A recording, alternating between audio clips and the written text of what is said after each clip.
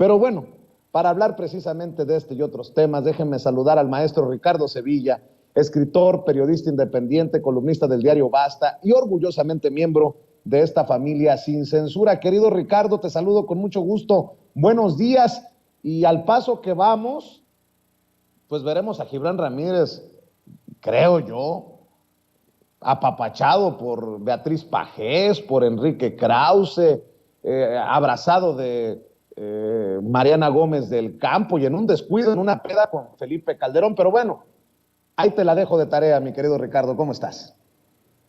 Querido Vicente, público curioso, estoy muy bien, muchísimas gracias. Pues a nosotros también nos gusta muchísimo el pancracio, pero nos gusta y nos gusta en serio. Y bueno, déjame contarte y contarle al público memorioso que el Signo, el Tejano y el Negro Navarro fueron un trío de luchadores profesionales que dejaron huella en este deporte debido a su rudeza extrema. Un día los misioneros le propusieron una tremenda paliza al Santo que propició que al enmascarado de plata le sobreviviera un infarto. El público memorioso recordará que casi muere en el ring el máximo ídolo de la lucha libre. Desde ese momento, Vicente, los misioneros de la muerte hicieron fama de rudos, de desalmados y de tramposos. Contra lo que hubieran esperado, los rudos no recibieron el cariño del público, sino todo lo contrario. El público repudió enérgicamente aquella alevosa acción. Pues déjame decirte que Ricardo Monreal, el senador plurinominal por Morena, quiere hacer algo similar con López Obrador, haciendo gala de timos, de engaños. El político zacatecano que ha entrado a la arena política acompañado del tabasqueño, ahora se le ha ido encima llevando a cabo una traición. Monreal, al igual que el luchador rudo, ha lanzado diatribas contra el presidente. Cada que ha podido ha dado golpes bajos contra López Obrador. Y de verdad que los misioneros de la muerte se quedan cortos ante este personaje que por un lado dice estar a favor del presidente y por otra parte propina sillazos y botellazos en contra de la Cuarta Transformación. Y fíjese usted cómo el símil con la lucha libre es idéntico, porque en días recientes Monreal apareció acompañado de un grupo de luchadores rudos, por cierto, ante quienes se colocó una máscara diciendo con esa sonrisa guasona que lo caracteriza, que busca la reconciliación. Pero Monreal se engaña y lo sabe. Monreal, el rudo Monreal, que se dice Monry, el indomable, no es ningún indomable, para nada. La verdad es que hay otros apodos que le acomodarían mucho mejor. Yo pensaría en Monry el traidorzuelo, por ejemplo, o Monry el deleznable, o Monry el ingrato, o simple y sencillamente Monry el traicionero. Y es que Ricardo Monreal, el hombre que dice que es fundador de Morena y que presume haber llevado a López Obrador a la presidencia, ya no es bienvenido en un movimiento que en los últimos meses se ha encargado de lesionar y de lastimar. Monreal es un luchador político rudo, rudísimo, y la gente sabe de sus rudezas. Por eso no le sorprende verlo tan burlón, tan cínico, tan intrigante, y es que la gente sabe muy bien que cuando los rudos ofrecen la mano para supuestamente conciliar, nunca hay que confiar, porque enseguida viene un golpe bajo, un piquete de ojos o un pierrotazo. Monreal, más allá de los montajes que ha armado en los restaurantes o en los lugares públicos donde paga para que lo aclamen, sabe perfectamente que es un personaje a quien el público repudia. Muchas veces, como tú comentaste al principio, se ha dicho que Monreal es un gran operador político. Sí, puede que lo sea, pero ojo, no porque sea operador político eficiente, eso quiere decir que sea un estratega. Monreal no es un estratega. Mire usted que no calcular y lanzarse la yugular del presidente más popular de la historia reciente de este país habla de su poca pericia como estratega. Monreal no ha cejado de lanzar golpes bajos y acciones deleznables contra López Obrador. Y siguiendo con el símil luchístico, esos ardides son como si el zacatecano se lanzase contra el santo, y Monreal debería saber que esas acciones no solo son nefastas, sino que le están acarreando el repudio generalizado. Monreal, que hace un par de días, como tú lo mencionas también, organizó un evento en la Arena México. La Catedral de la Lucha Libre ha tenido la ocurrencia kamikaze de convocar ahí a personajes que acabamos de ver en este video, tan arteros, tan virulentos y tan rencorosos como Gibran Ramírez Reyes y Marco Levario, quien con esa hipocresía que caracteriza a los rudos, se han dado el abrazo de Acatempan, solo que aquí los personajes no se acercan ni de lejos a Iturbide ni a Guerrero. Aquí ninguno de los dos representa ni a las fuerzas virreinales ni a las fuerzas independientes. Aquí ambos personajes, tanto Marco como Gibran, solo se representan a sí mismos y, alquilando el magro prestigio que tienen, ahora han aceptado ser los voceros del monrealismo. Dice Gibran que él y Levario han chocado duramente, pero eso es una farsa. Eso se acabó. Para fortuna de ambos personajes y de su bolsillo, ya ha quedado en el pasado. Y ha quedado en el pasado porque ahora estos supuestos enemigos se han dejado de cuentos y con la impudicia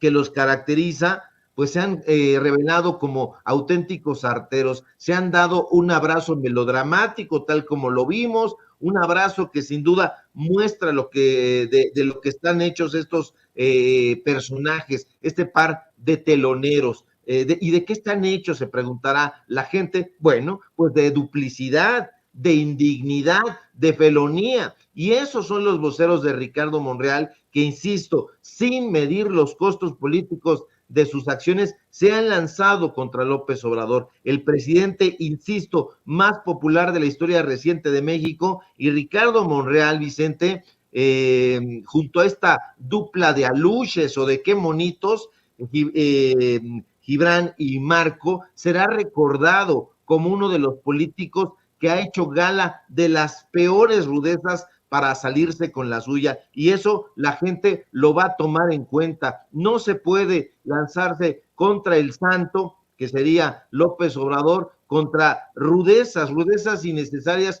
como lo ha hecho en la Arena México este supuesto luchador de la reconciliación. No es un luchador de la reconciliación, todo lo contrario, es un personaje que ha ido traicionando el movimiento López Obradorista, el movimiento de la Cuarta Transformación, y eso le va a costar muy, muy caro. No le va a alcanzar a Ricardo Monreal repartir chayotes, repartir amistades pagadas para llegar a la meta que él se ha propuesto, la presidencia de la República. No le va a alcanzar, querido Vicente. Pues vaya cosas, ¿no? Con estos personajes, mi querido Ricardo. Monreal, de hecho, se puso por ahí una máscara. No sé si tengas, Ceci, el video de cómo llega un encapuchado, no sé si es Dr. Wagner o el personajes, no lo ubico, pero no sé si tengamos el video en el que se pone una máscara, Ricardo Monreal. ¿Lo tendrás así por ahí? ¿No? Bueno, mi querido Ricardo, definitivamente, nada más para cerrar esto de la lucha libre y Ricardo Monreal, es definitivamente, dice Toño, el mil máscaras de la política mexicana. Sí, querido Vicente, fíjate que desafortunadamente es el hijo del médico asesino.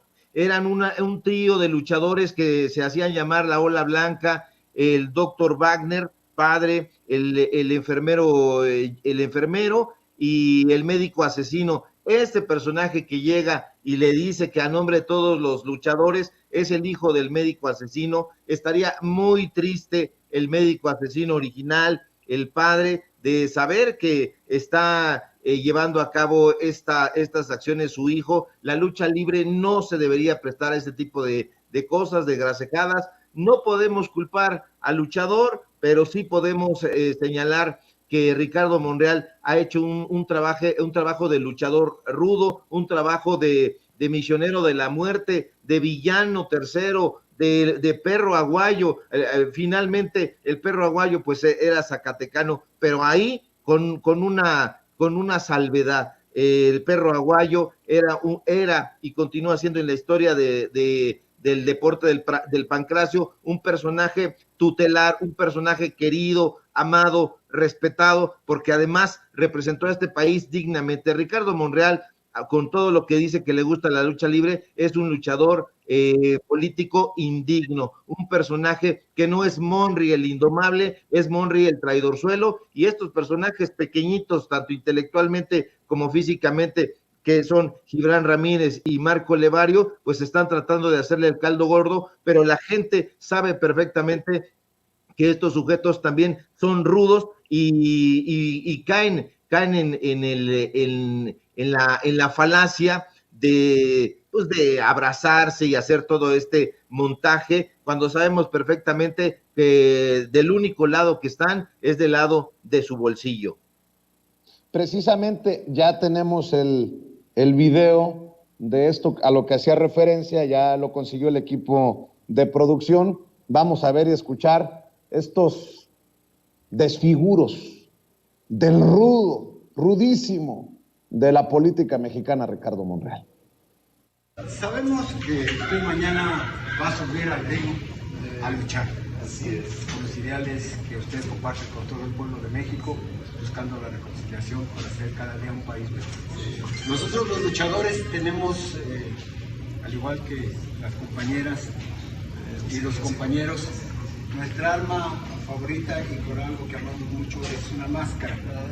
Entonces se hizo un diseño especial que no hay en todo el mundo, el cual le obsequiamos porque sabemos que va a salir usted triunfador. A nombre de todos los luchadores de la República Mexicana le deseamos lo mejor. Monry el indomable. Me la regalaron un grupo de luchadores profesionales hoy en la mañana. Me pusieron Monry el indomable. Ánimo. Lo que me queda claro es que, con mucho respeto para mis amigos los luchadores, porque yo tengo amigos luchadores profesionales, lo único que tiene Monry el indomable de luchador es la panza. Bueno, yo qué voy a decir si estamos en las mismas condiciones. Mi querido Ricardo Sevilla, para seguir con los temas, el presidente Andrés Manuel López Obrador, y grábenme muchachos, el presidente Andrés Manuel López Obrador ha dado clase de historia, cátedra, y mientras esperamos precisamente su discurso en el aniversario número 100 del asesinato de Ricardo Flores Magón, en estos momentos en Palacio Nacional.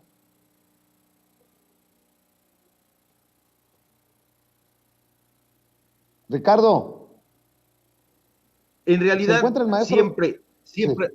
¿Perdón? Te escucho, Ricardo.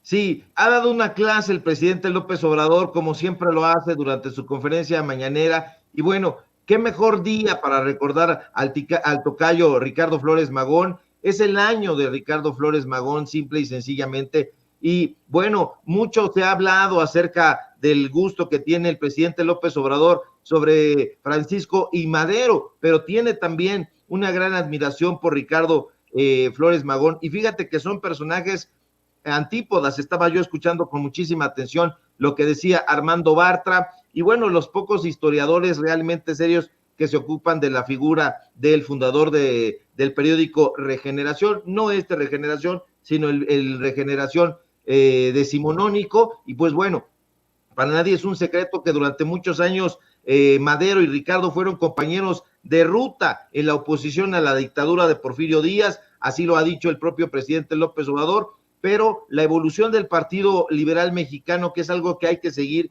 con mucha atención, pues bueno, terminó por distanciar a ambos personajes hasta su ruptura definitiva. Esto también lo han comentado pocos historiadores, pero sería la más de importante que así se hiciera. López Obrador hoy estuvo hablando de varios personajes en la historia de México. Es algo que no vamos a encontrar en los libros de Enrique Krauss, en los libros de Héctor Aguilar Camín, de nadie de estos sujetos. Aquí vale muchísimo la pena hacer un alto y un énfasis en la figura de Ricardo Flores Magón, este personaje de bigotes atusados que decía que un anarquista no tiene ídolos. Sí, Ricardo Flores Magón fue un anarquista, y fíjate que hay algo que a mí me ha llamado muchísimo la atención, y al rato lo vamos a subir al portal de Paralelo 24 si lo quieren leer, ojalá que sí, que es justamente la propuesta que le hace Francisco I. Madero a Ricardo Flores Magón, que es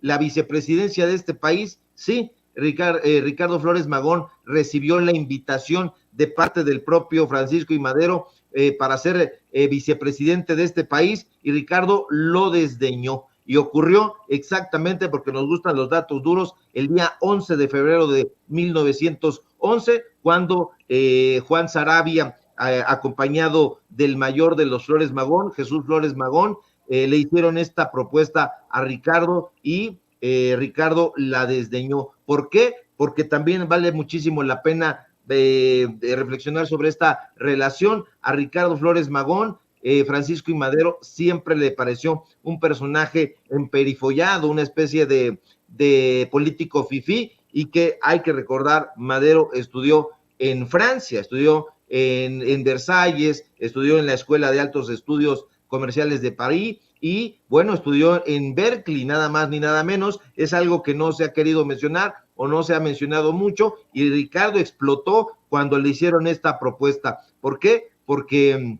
Ricardo Flores Magón no quería, como dice López Obrador, y me recuerda mucho a esa frase, no estaba ahí con ánimo de puestos políticos. No, ellos ellos, los Flores Magón, tanto Ricardo como el menor Enrique Flores Magón, no estaban ahí por puestos políticos, y eso se lo dejó ver y rechazó. Es un episodio en la historia que vale muchísimo la pena recordar, y nosotros lo vamos a recordar, lo estamos recordando ya mismo ahora aquí en Sin Censura, donde este periodismo de corte social, de corte independiente, se está practicando con muchísimo entusiasmo, y vale mucho la pena reflexionar sobre este día y la figura de Ricardo Flores Magón, querido Vicente.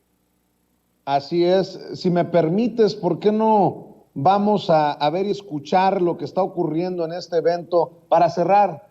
Ricardo, esperamos el discurso del presidente Andrés Manuel López Obrador, entendido que hay invitados especiales en Palacio Nacional en este aniversario luctuoso número 100 de Ricardo Flores Magón. Vamos a escuchar lo que está ocurriendo en vivo y en directo. Muy querido Enrique, dices que agradeces te mande saludos cuando escribo.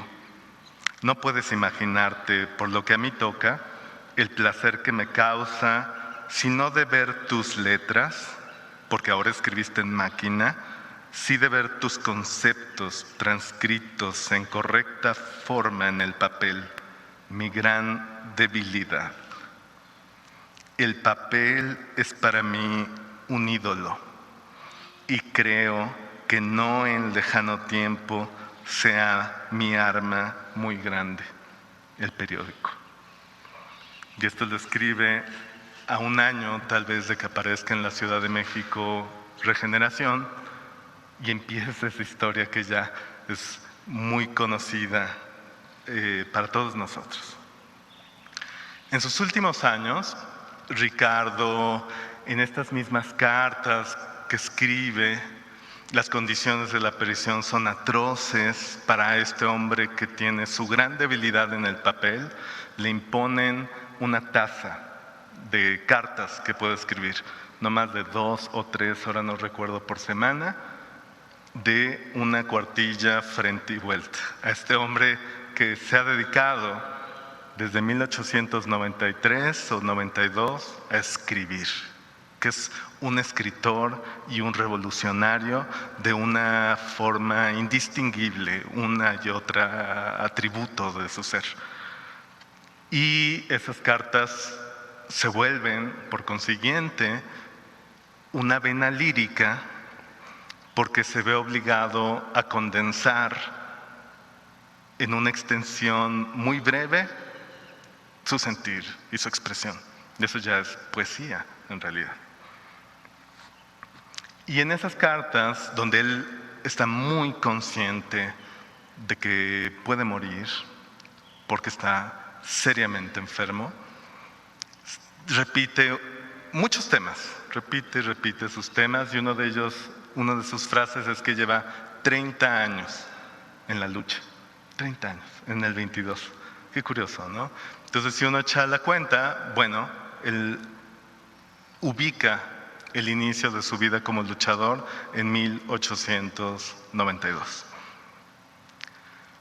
Y para cerrar, diría, ¿no? Pensando en este hombre que se ve al final de sus días como un luchador, que eso fue exactamente, que eso fue de una manera superlativa, inimitable, esencial y me atrevería a decir absoluta.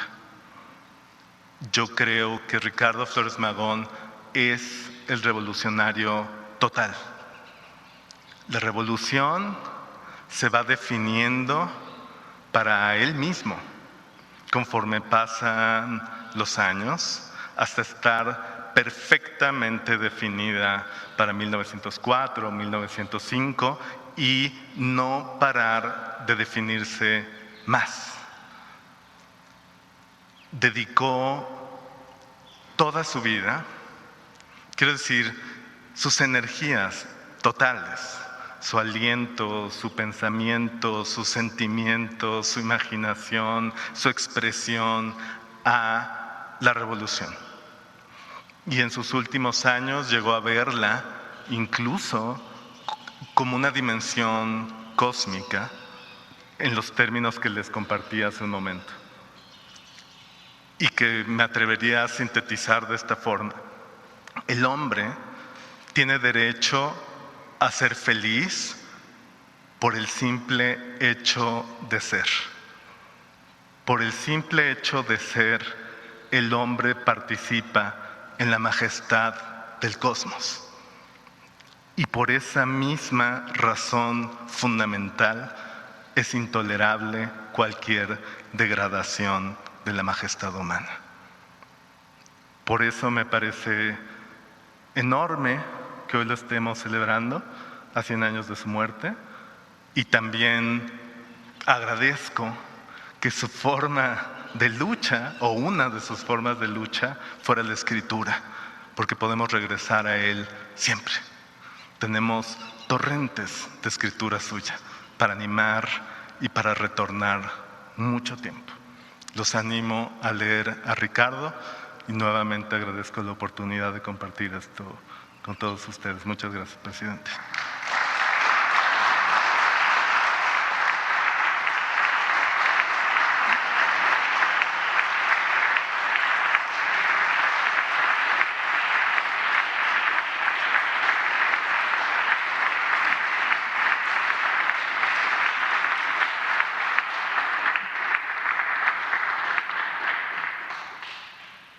Escuchemos el mensaje que dirige el presidente de los Estados Unidos mexicanos, licenciado Andrés Manuel López Obrador, con motivo del centenario luctuoso de Ricardo Flores Magón. Amigas, amigos, me da mucho gusto participar en este acto de recuerdo, conmemoración por los 100 años del fallecimiento de Ricardo Flores Magón. Muchas gracias, Diego, Armando.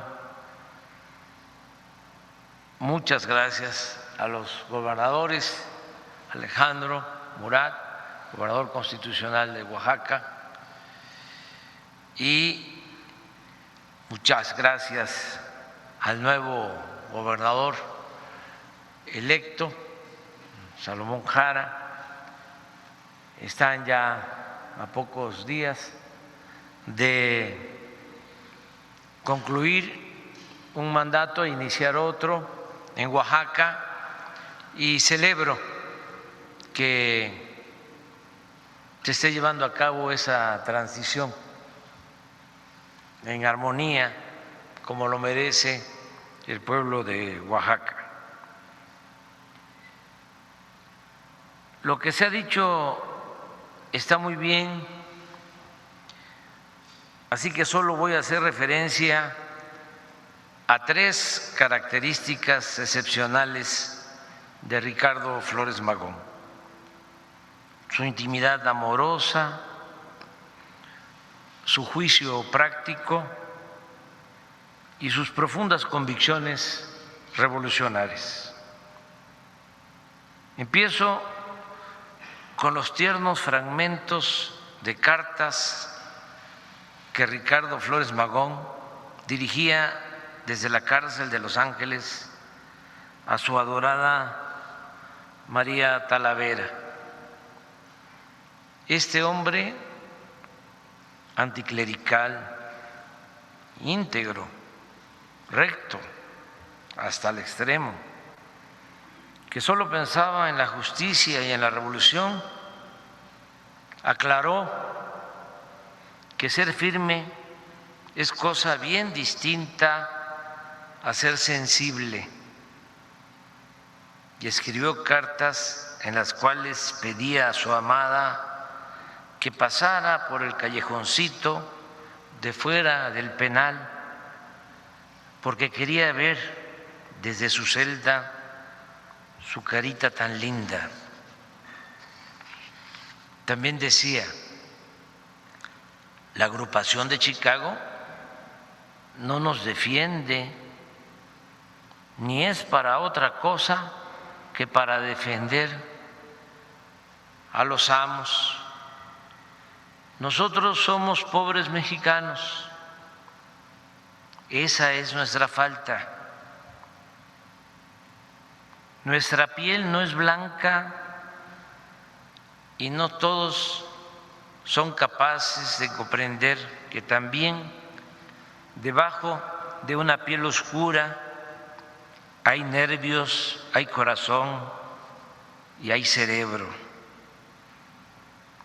Pero no dejaba de mezclar su causa con el amor y le confesaba a María: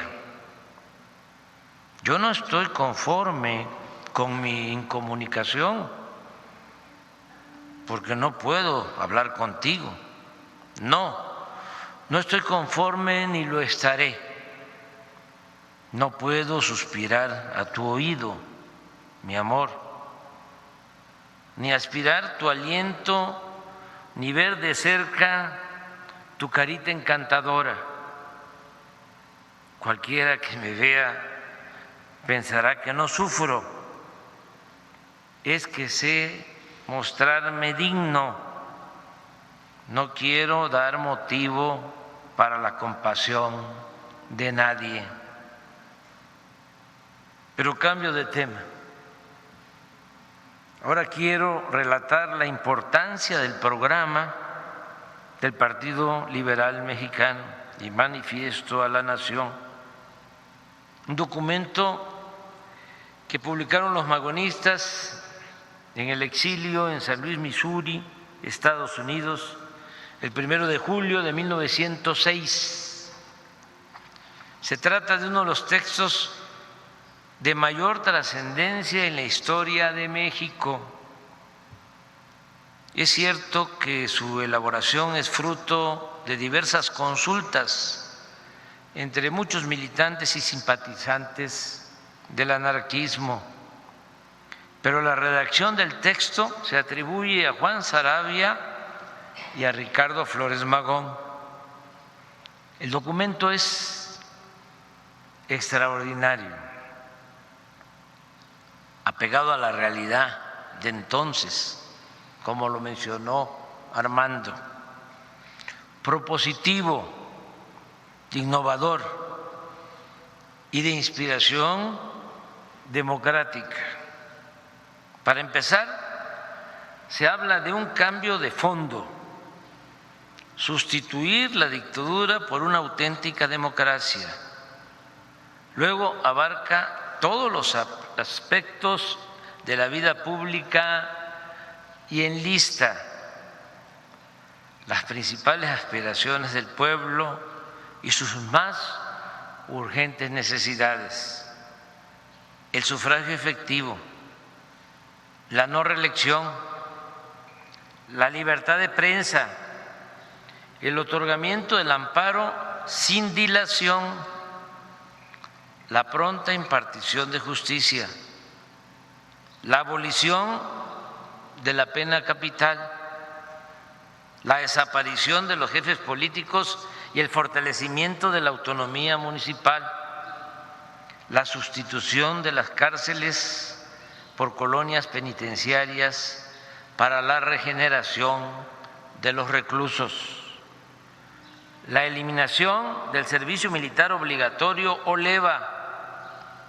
la unión de los países latinoamericanos para defenderse ante abusos de las potencias, la reafirmación de las leyes de reforma y el apego estricto a la Constitución, la libertad religiosa, la educación laica, el aumento de escuelas públicas, sueldos justos a los maestros y atención especial a la enseñanza de artes y oficios. Asimismo, propone reducir los impuestos, aplicar descuentos a quienes rentan y hacen mejoras en casas y cuartos de vecindades, declarar iguales ante la ley a los hijos legítimos y naturales, así como a hombres y mujeres. El programa contiene además una amplia y detallada propuesta económica y social, equilibrando libertad y prosperidad.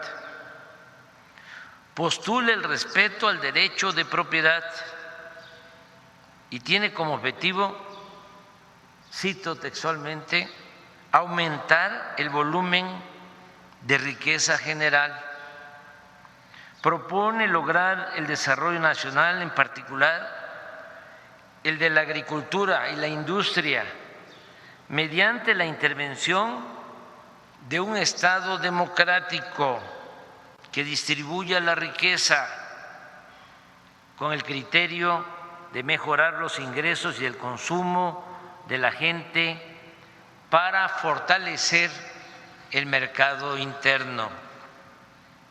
De manera clara y convincente argumenta, fíjense esto, la cita es extraordinaria: los pueblos no son prósperos sino cuando la generalidad de los ciudadanos disfrutan siquiera la relativa prosperidad. Unos cuantos millonarios acaparando todas las riquezas y siendo los únicos satisfechos entre millones de hambrientos no hacen el bienestar general, sino la miseria pública, como lo vemos en México. En cambio, el país donde todos los más puedan satisfacer sus necesidades será próspero con millonarios o sin ellos. En efecto, cuando el pueblo es demasiado pobre, cuando sus recursos apenas le alcanzan para mal comer, consume solo artículos de primera necesidad y aún estos en pequeña escala. Sin embargo, cuando los millones de parias que hoy vegetan en el hambre y la desnudez coman menos mal, usen ropa y calzado y dejen de tener petate por todo ajuar, la demanda de 1000 géneros, que hoy es insignificante, aumentará en proporciones colosales. Y la industria, la agricultura, el comercio, todo será materialmente empujado a desarrollarse en una escala que jamás se alcanzaría mientras subsistieran las actuales condiciones de miseria general. Por último, lo que más admiro de Ricardo Flores Magón es la firmeza de sus convicciones. Era un hombre enérgico, pero fiel a sus ideas. Es fácil tacharlo de sectario o de intransigente, pero es difícil ignorar su congruencia. En vísperas de su muerte, desde la cárcel, explica a su amigo Nicolás Bernal por qué no puede pedir perdón para ser liberado, que es como se lo habían sugerido las autoridades estadounidenses. Me pudriré y moriré dentro de estas horrendas paredes que me separan del resto del mundo, porque no voy a pedir perdón, no lo haré. En mis 29 años de lucha por la libertad lo he perdido todo y toda oportunidad para hacerme rico y famoso. He consumido muchos años de mi vida en las prisiones. He experimentado el sendero del vagabundo y del paria. Me he visto desfallecido de hambre. Mi vida ha estado en peligro muchas veces. He perdido mi salud. En fin, he perdido todo. Menos una cosa, una sola cosa que fomento, mimo y conservo casi con un celo fanático, y esa cosa es mi honra como luchador. Pedir perdón significaría que estoy arrepentido de haberme atrevido a derrocar al capitalismo para poner en su lugar un sistema basado en la libre asociación de los trabajadores para consumir y producir. Y no estoy arrepentido de ello. Pedir perdón significaría que abdico de mis ideas anarquistas y no me retracto. Afirmo que si la especie humana llega alguna vez a gozar de verdadera fraternidad y libertad y justicia social, deberá ser por medio del anarquismo. Así pues, mi querido Nicolás, estoy condenado a cegar y a morir en la prisión, mas prefiero esto que volver la espalda a los trabajadores y tener las puertas de la prisión abiertas al precio de mi vergüenza. No sobreviviré a mi cautiverio, pues ya estoy viejo, pero cuando muera, mis amigos quizá escriban en mi tumba: aquí yace un soñador, y mis enemigos: aquí yace un loco. Pero no habrá nadie que se atreva a estampar esta inscripción: aquí yace un cobarde y traidor a sus ideas. En la noche del 20 de noviembre de 1922, a unas horas de dejar la prisión, en virtud de un indulto solicitado por el presidente Álvaro Obregón y concedido por el presidente de Estados Unidos, mientras dormía, unas manos gigantescas a través de los barrotes de la celda lo tomaron por el cuello. Hubo un breve, salvaje lucha y una breve, salvaje lucha y Ricardo murió estrangulado. Desde luego, el parte oficial fue otro. El director de la cárcel declaró que Ricardo había muerto de un ataque al corazón, incapaz de resistir la alegría de haber sido liberado. Su funeral fue muy parecido al del expresidente Sebastián Lerdo de Tejada. El cuerpo fue embalsamado en Los Ángeles y la Alianza de Ferrocarrileros lo trasladó hasta la Ciudad de México. En todas las estaciones de importancia, Chihuahua, Torreón, Aguascalientes, Querétaro, bajaban el cuerpo. Era, después de todo, una de las escasas oportunidades que tenía el pueblo de rendir homenaje a uno de sus héroes auténticos. Madero fue enterrado clandestinamente por sus asesinos y Huerta prohibió la manifestación de duelo. Villa y Zapata caerían abatidos a traición y se irían a la tumba sin recibir el homenaje al que su grandeza los hizo merecedores.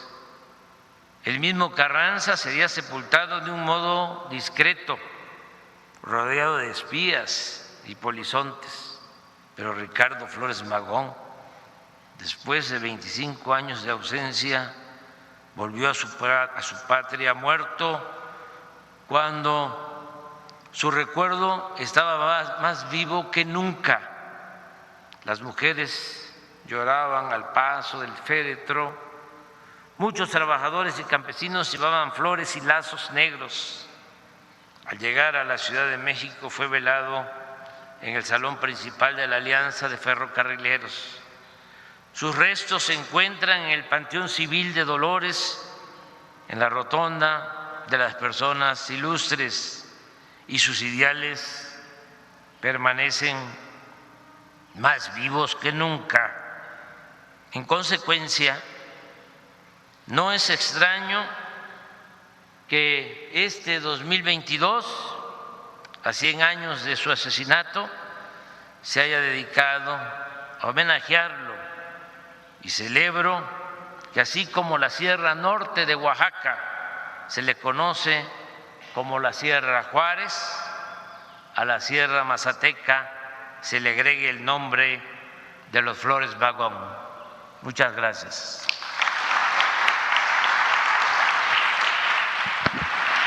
Efectivas palabras del presidente Andrés Manuel López Obrador en el centenario del asesinato de Ricardo. ¿Qué cierras?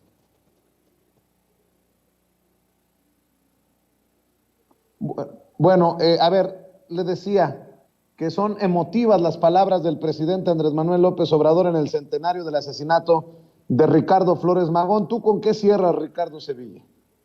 Pues con muchísima alegría de escuchar a un presidente hablar, querido Vicente, con conocimiento de causa sobre Ricardo Flores Magón, y pues bueno, la gente que ha leído historia y el público memorioso lo ha hecho, sabe que al asomar a la vida y obra de los grandes luchadores sociales de México es difícil, muy difícil encontrar una presencia tan tenaz, tan intemperante como la de Ricardo Flores Magón, en la rebeldía, en la protesta, en la confrontación, y por sí sola su gran celebridad, pues es un hecho suficientemente interesante para que nos detengamos a analizar su vida y su obra. Y bueno, pues échenle un ojo, público memorioso, a la imagen, a la obra, al trabajo súper coherente en todo momento del tocayo Cipriano Ricardo Jerónimo Flores Magón, quien logró dominar la segunda mitad del siglo XIX, el siglo de los Madero, el siglo de los Villa, el siglo de los Zapata. Y pues bueno, infelizmente durante muchos sexenios la historia oficial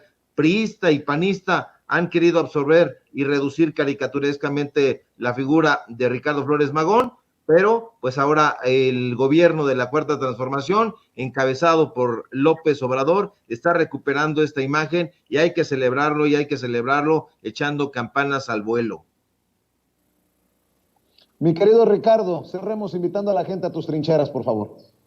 Claro que sí, querido Vicente, síganme por favor en mis redes sociales, en Twitter, @SevillaCrítico, en Facebook, Ricardo Sevilla, así nada más, en Los Datos Duros, Ricardo Sevilla, Los Datos Duros, así nos encuentran en YouTube. Hoy tenemos informativo, síganme en mi columna Basta y en el portal de noticias Paralelo 24, y si todo marcha bien, nos encontramos por aquí el día de mañana, querido Vicente, en este espacio libre como el viento. Un fuerte abrazo. Claro que sí, Ricardo. Muchas gracias. El maestro Ricardo Sevilla hablando con nosotros sin censura.